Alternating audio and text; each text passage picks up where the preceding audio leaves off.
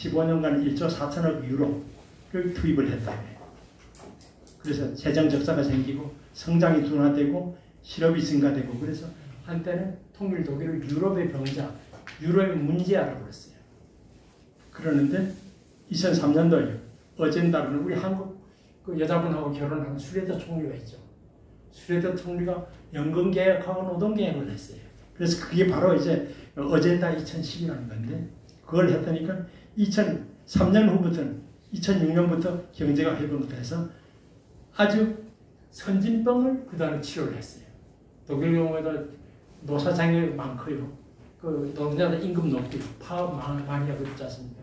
이런 것들을 그 다음에 또 그 사회보장 혜택, 기여금은 적고 받는 건 돈이 많고 이래서 여러 가지 문제가 있었는데 통일하는 기회에 아예 선진병을 치유를 했어요. 그래서 바로 지금은 유럽의 엔진, 유럽의 지갑이라고 그러죠. 유럽은 독일 없이는 지금 살아갈 수 없을 정도로 건강한 나라가 됐죠. 그리고 통일 비용을 조달하는 건 어떻게 하느냐 하니까 재정 차액을 한 것이 70%예요. 그리고 세금 증액한 것이 12%예요. 그리고 중산층 가정이 부담한 그 통일 비용이라는 건 총소득, 그러니까 직접 경비, 간접 경비 다 합해서 월 6만 원 정도밖에 아니에요. 그럼 대부분은 다가 재정을 담당했어요. 근데 나중에 통일 독일이 경제가 단단해지니까 그 다음에 이제 세금 많이 걷어 이래갖고 그거 다 갚은 거예요. 통일 비용이라고 바로 하는 건 아닙니다. 바로 그걸 지출하는 건 아니에요. 국민들이 부담하는 건 아니에요. 통일 비용 지출 내용이 이렇게 통일 비용 조달한 것은 공차가 재정 차익 때문에 차지하고 있습니다. 제가 이거 갔다 왔는데 드레스덴에 있는 성모교회라고 있는데 이 교회가 제가 갔을 때도 이랬어요. 여기서 나오는 벽돌 하나하나 다를 렉을 만들어서 번호를 붙여서 그래갖고 이렇게 재건을 했습니다. 재건을 했는데 12년 동안에 2250억이 소요됐는데 절반 정도는 모금으로 해결했습니다. 그리고 드레스덴은 바로 첨단 그 산업 도시로 이제 됐고요. 그 독일 사람들은 대부분 이제 동독 사람들은 2등 국민 의식이 시달린다. 그 얘기 많이 들었잖아요. 대통령도 동독 출신, 하원의장도 동독 출신, 몇 개 총리도 동독 출신. 2등 국민 의식이라는 건 그냥 심리적인 것이지 사회적으로는 대부분 평등했고 아무 제한이 없었다는 거죠. 그 외에도 우리가 잘못 알고 있는 것이 여러 가지 있습니다. 뭐 시간이 없어서 생략을 하겠습니다. 독일 통일의 교훈과 시사점입니다. 한반도 통일이 정말 대박이냐? 정말 대박입니다. 삶의 질, 삶의 모습이 획기적으로 개선되죠. 우리 생각해 보십시오. 지금 우리가 무슨 중국이랑 대륙으로 이렇게 가고 러시아 간다 그러면 무슨 절도 타고 할 일은 없지만 대륙으로 가는 우리 통로가 막혀 있지 않습니까? 우리가 얼마나 불편합니까? 그럼 경제적인 이득이 엄청 큽니다. 우리 사람들. 분담 비용 전략 같이 있고 경제 규모가 안 되니까 규모의 경제에 이점을 해상합니다. 그럼 우리 지금 남한은 산업용지가 이제 포화 상태입니다. 북한에 산업용지 줄 수 있죠. 새로운 일자리 되고 대륙 진출하는 데 편리하고요. 물류비도 절감이 되고요. 러시아, 몽골 자원도 활성화할 수 있고. 난 가장 중요한 것이 바로 관광이라고 생각합니다. 관광. 우리나라는 내가 세계에 많이 다루다는 거죠. 천혜의 관광 자원을 보유한 나라예요. 백두산에서 제주도 한라산까지 부산까지 삼천리 금수강산 아닙니까? 삼천리라는 게 얼마 됩니까? 그런데 이런 좁은 우리 지금 백두산부터 예를 들어서 제주도까지 다 관광하려고 그러면 보름이면 어지간히 관광할 수 있어요. 그런데 묘향산, 그 다음에 또 뭡니까? 개성, 그 다음 평양, 그 다음에 휴전, 비무장지대, 인류의 어떤 자연의 보고라고 그러지 않습니까? 그 다음 서울, 그 다음에 백제하는 또 부여, 그 다음에 또 부산, 제주, 경주. 한 보름이나 20일 동안에 이렇게 경치도 다르고 문화도 다르고 이런 관광할 수 있는 나라가 없어요. 그러면 스위스 가봤죠. 하루 종일 타고 봐야지 그 웅장한 산밖에 못 보지 않습니까? 우리는 천혜에 그런 관광 조건을 갖고 있다. 더구나 많은 중국 사람들, 일본 사람들, 일본 사람들 부자 아닙니까? 그리고 중국 사람들은 인원이 많지 않습니까? 인구가 많지 않습니까? 우리는 만약 통일을 낸다 그러면 관광 자원만 잘 개발해도 상당히 좋을 겁니다. 독일은 사실 관광 자원이 별로 없어요.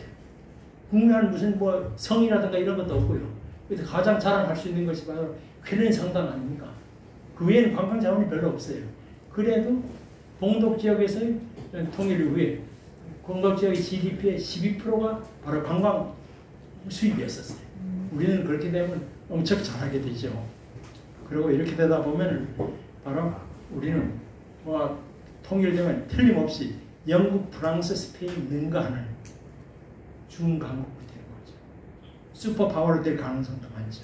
더더구나 통일이 왜 대박인가? 통일 비용 지출은 20년 정도는 됩니다. 통일 후유증 극복할 수가 있습니다. 그런데 통일은 혜택은 영원하지 않습니까? 이게 왜 남는 장사가 아니고 이게 왜 대박이 아니겠습니까?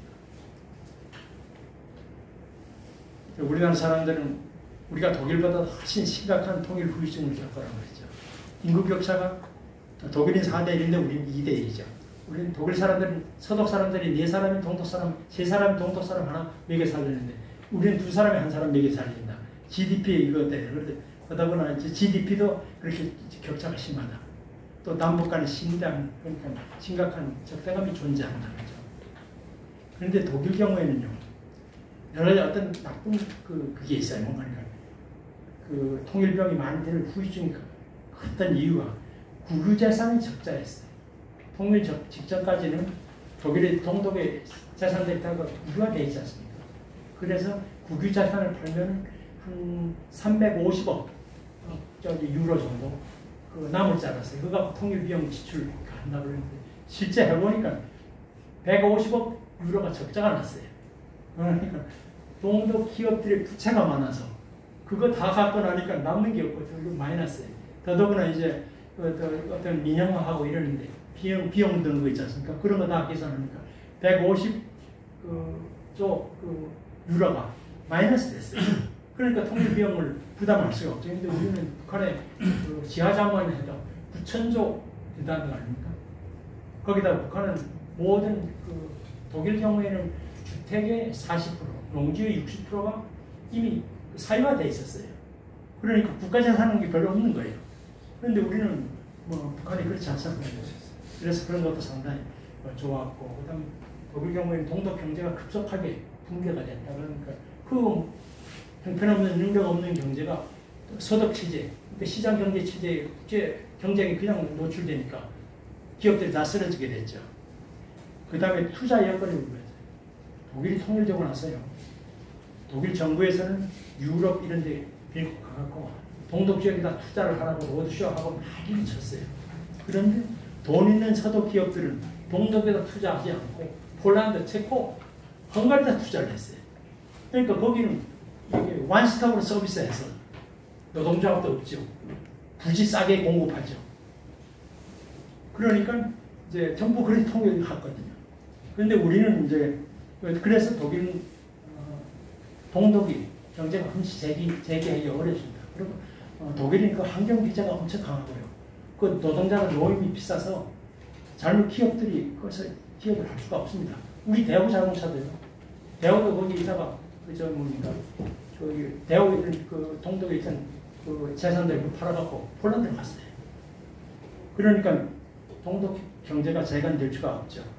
그러다 보니까 바로 이제 통일 비용이 격정하게 되고 이렇게 됐습니다. 우리는 북한 국유재산 이런 것들 풍부하고요. 그다음 우리는 투자 유치에 유리하죠. 그러니까 우리나라가 세계 중요한 공급 국가들의 테스트 마켓 아닙니까? 진출하는데 우리 토지 가격이 너무 비싸고 이래서 진출하지 못하는 것도 많거든요. 아까 말씀드린 관광 자원도 있고요. 그 다음에 일본 돈 있는 시장, 중국 규모 큰 시장 있잖아요. 그리고 우리 아까 말씀드린 대로 횃불을 밝히고 도로를 건설하는 우리 국민적 동서 이런 것들을 잘 하면 독일 같은 후유증을 안 겪을 수도 있다는 얘기입니다.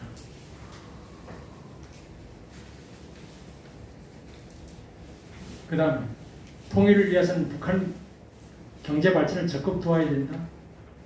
민족 화합이라든가 통일 후유증 예방을 위해서는 북한 경제를 일으켜 세운 후에 천천히 단일화해야 됩니다. 우리 지원한다고 해서 북한 경제 발전 가능합니까? 사회주의 체제 하에서. 우리 지원이 군비 증강, 핵무기 개발에 더 이용된다는 보장이 있습니까? 경제가 발전되면 3대 세시가 통일을 원하겠습니까? 아까 말씀드린 대로. 그렇죠? 공허한 얘기죠. 북한 경제를 적극적으로 도와준다는 거죠. 어디로 북한 주민의 고통을 연장시키고 통일을 더욱 어렵게 하는 그런 것이 바로 대북 경제죠. 물론 이제 극한 상황에 살고 있는 북한 사람들이 굶주림에서 벗어날 수 있는 그런 인도적인 지원을 해야 되는데 인도적인 지원도 잘 알아서 해야 돼. 그게 군량들이 우선 돌아가고 그 스필 오버되는 그 부분만 인민들한테 돌아간다 그러면 그런 경제 지원은 비효율적이죠. 한반도 통일의 장애인을 뭐라 합니까? 뭐라고 생각합니까? 3대 세습체제, 세계 최악의 공포 억압 조직이죠. 북한 주민이 민주의식이 없고요. 정보도 차단되고 시연이 되어 있죠. 요즘 시연이 되는 거 북한 사람들 그렇게 시연이 안 됐다고 합니다. 근데 기회만 오면 북한 버리고 남한하고 살기를 원합니다. 독일 통일에 대한 아까 얘기한 대로 우리 사회의 잘못된 이해, 그 다음에 남남 갈등, 통일에 대한 조급증, 북한 급변 사태가 나면 뭐가 되지 않을까라는 막연한 기대가, 잘못된 기대가, 북한에 대한 그 중국의 지원, 이런 것들이 바로 한반도 통일의 중요한 장애 요인이라고 할 수 있습니다. 그리고 우리나라 통일 방안, 여러분 민족 공동체 통일 방안이라는 게 있지 않습니까? 그건 뭔가 하니까 화해 협력 단계하고 남북 연합 단계 거쳐서 총선거에 의해서 통일 정도를 구성한다는 건데 문제점이 뭐냐니까 김정은 정권도 화해 협력의 대상입니까? 아닙니다. 지원해줘야 될 그런 대상입니까? 아닙니다. 그런 데 대한 얘기 아무도 안 했죠. 서로 제도가 다르고 가치가 달라도 국가연합이 가능한가요? 제도가 다른데 국가연합이 가능한가요? 말도 안 되는 통일 계획이죠. 그 다음에 김일성 제10세대가 통일할까요? 지금 우리 참 딜레마가 이겁니다. 통일 교육은 여전히 통일 방안은 이렇게 한문처 민족 공동체 통일 방안이 되어 있는데 이 어린 학생들한테 어떻게 교육을 합니까? 이달에 교육할 겁니까? 할 수도 없고 안 할 수도 없고 이 딜레마를 해결해야지 됩니다. 어찌 보면 이런 공허한 민족 공동체 통일 방안에서 속는 것은 우리 국민들이에요. 북한이 절대 속지 않죠. 통일의 창은 언제쯤 열릴 것인가? 많은 사람들이 북한 급한 사태를 기대를 해야 되습니다. 북한이 경제 파탄되고 대량적인 그렇게 탈북 사태가 나고 그 다음에 집권층이 분열하거나 이래서 민주혁명이라고 무정부 상태가 됩니다. 북한이 무정부 상태가 되면 어떻게 그걸 할 건가? 이런 쓸데없는 걱정을 하고 있어요. 우리가. 그런데 통일창은 그렇게 해서 열리는 게 아니고 북한 주민의 자유의사가 통치체제 결정과 지도자 선택에 자유로이 반영될 수 없다면 통일은 불가능합니다. 그걸 우리가 냉정한 현실을 인식해야 됩니다. 그래서 통일 기회는 어떻게 올 것이냐. 김일성 세습 방식과 붕괴한 후에 북한이 민주화돼야지 통일의 기회가 오는 겁니다. 그래서 우리는 급변 사태 기대하지 말고 착실하게 준비를 하는데 어떤 준비를 하느냐. 독일 마찬가지, 서독 마찬가지로 통일에 도움이 될 것은 하나라도 챙겨놓고 통일에 장애가 될 것은 하나라도 제거해 나가는 그런 꾸준한 노력. 또 국민의 통일에 대한 국민의 올바른 이해 이런 것들을 돕는 노력. 이런 것들을 해야죠. 급변 사태에서 감이 떨어지도록 기다리는 것은 절대 불가능하다는 얘기죠. 여러분들 특히 또 우리 김 대표 그 북한의 인권 문제에 대해서 많이 관심 있지 않습니까? 그런데 그래서 내가 이거 넣어놨습니다. 1972년도 동서도 기본조약에 인권 조항을 삽입을 했습니다. 그래서 인권은 내정 간섭 그것도 범위에 속하지도 않고 인권 해야 된다는 것이 동서도 기본조약에 그렇게 명시되어 있어요. 그 다음에 그 유럽 평화안보 협력회의라는 게 있잖아요. CSC. 거기에 정보자유화 조항하고 인권 조항 거기다 넣었어요. 그래서 이런 것들은 내정 간섭의 대상이 아니다. 이런 데서 문제 제기하는 거죠. 그렇게 그 규약이 이렇게 나와 있어요. 그 다음에 이제 서독은 동독 인권을 개선하기 위해 많은 노력을 했는데 특히 이제 왕래 이주하는 거 이런 것들. 예를 맨 처음에는 70세 이상 되는 사람만 왕래 서독 사람들이 동독하고 동독 사람들이 서독에 갈 수 있도록 이렇게 됐는데 그런 것을 65세, 60세, 그 다음에 50세로 이렇게 낮추고 이런 것들. 그 다음에 국경에서 사살하는 거, 명령하는 거, 그 다음에 사형제도 이런 거 꾸준히 노력해서 폐지시켰어요. 그런 가급적인 박해 같은 거 이런 것들 하지 않도록 이렇게 했고요. 그리고 재미있는 것은 74년도 헌법재판소가요. 독일의 극우 정당이 CDF라고 하는 국비 정당이 동서독 기본조약이 헌법 불합치된다고 위헌이라고 해서 심판을 청구를 했어요. 그런데 그거는 위헌이 아니다 이렇게 하면서 헌법재판소가 판결을 했는데 거기서 5가지 조항을 넣어놨어요. 의무를 부과했어요. 동서독 주민의 통신 정보 교환 조치를 동서독 간의 교류를 빙자해서 제한해서는 안 된다. 교류 협력하기 위해 이런 걸 얘기한다. 얘기 안 된다. 방송 금지 그런 거 해서 안 된다. 서독 내 동독 반대 단체 결성 금지 불가능. 우리 지금 북한에 풍선 보내고 있지 않습니까? 우리 지금 그 벌하고 있지 않습니까? 이런 건 독일에서는 서독에서 불가능한 거예요. 헌법재판소가 이 판결을 해놨어요. 이게 바로 자유민주주의 국가 아닙니까? 이렇게 해야 되는 거 아닙니까? 우리는 그런 것들을 안 했어요. 통일을 위해서 해야 될 일. 대한민국을 북한 주민의 동경 대성으로 건설하는 거. 한 60% 정도는 되지 않았나 싶습니다. 그럼 국가는 안보와 힘의 우위가 평화와 통일의 기초가 된다. 북한 정권의 실체와 의도를 정확하게. 북한 정권의 실체가 뭡니까? 3대 제10체제 아닙니까? 그리고 북한 김정은이한테 가장 중요한 것은 3대 제10체제 유지죠. 주민들의 복지도 아니고요. 통일도 아니고. 그렇지 않습니까? 북한에 대한 경제 지원을 할 적에 전략적인 고려를 해야죠. 단지 북한 주민들에 대한 무슨 생활 개선을 할 때 이런 간단한 그런 단순한 논리로 해서는 안 된다는 거죠.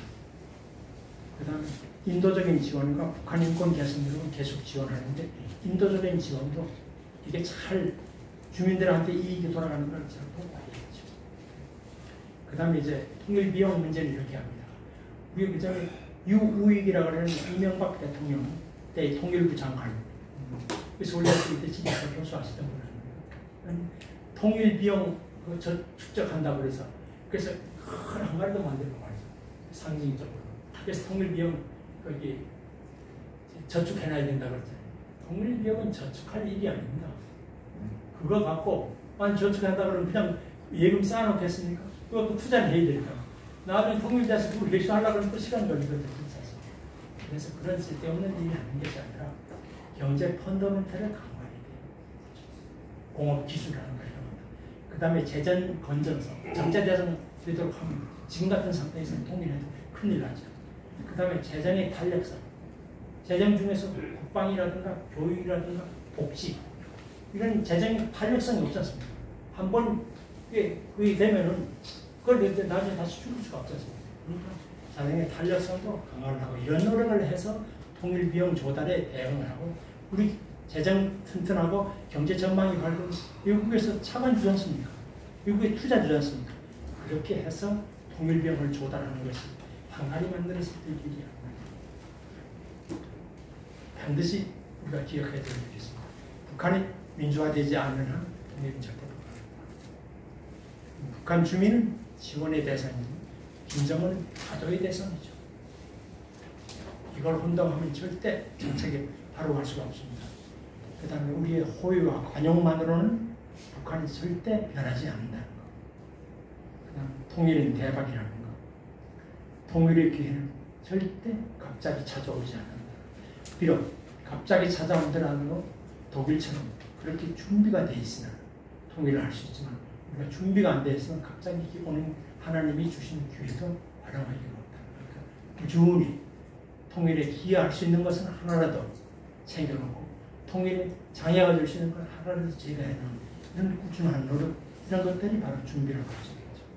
그래서 이제 과제는 지금까지 우리는 감상적인 이상주의적인 통일 정책을 하고 대북관을 하셨다는 현실 주의로 돌아서서 북한 정권의 실체를 특발 알고 올바른 통일을 가는 게 중요하지 않느냐 이랬어요.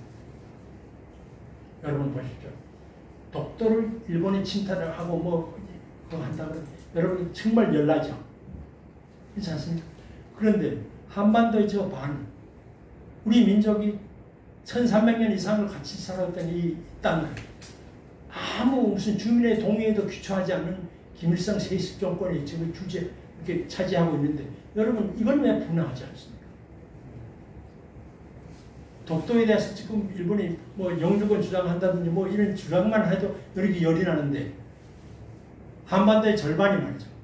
우리 민족이 1300년 이상을 같이 살아왔던 이 땅인데 이걸 주민의 동의에도 전혀 기초하지 않는 불법 정권인 김정은 정권 3대 세습세대가 장악을 하고 있는데 여기에 왜 분노할지 모릅니까? 왜 하해 행정만 해야 된다? 왜 그 관용만 베풀어야 된다고 생각합니다. 나는 이게 잘못됐다고 생각합니다. 한반도에 평화가 왔습니까? 이렇게 했다고 해서 평화가 왔습니까? 백두칭성을 세종문화회관 앞에서 김정은이 환영대회 하겠다고 그러고 이게 정상입니까? 미쳤어요. 이게 옳은 겁니까? 왜 여기에 대해서 분노하는 사람이 적습니까? 이런 거 천안함 북침하고 이런 거 이런 거 잊어도 되는 겁니까? 쉽게 잊을 수 있는 겁니까? 북한이 평화의 동반자입니까? 이런 김정은이가 평화의 동반자입니까? 민족 문제를 함께 풀어나갈 대화의 상대입니까? 화해도 좋고 협력도 좋고 포용도 좋고 안양도 좋지만 우리가 북한 정권의 실체는 정확하게 알고 있어야 된다는 생각입니다. 그래야지 올바른 통일정책, 대북정책이 이루어질 수가 있고 올바른 통일의 길로 갈 수 있는 겁니다. 여러분들이 명심하시고 앞으로 덕을 통일을 정확하게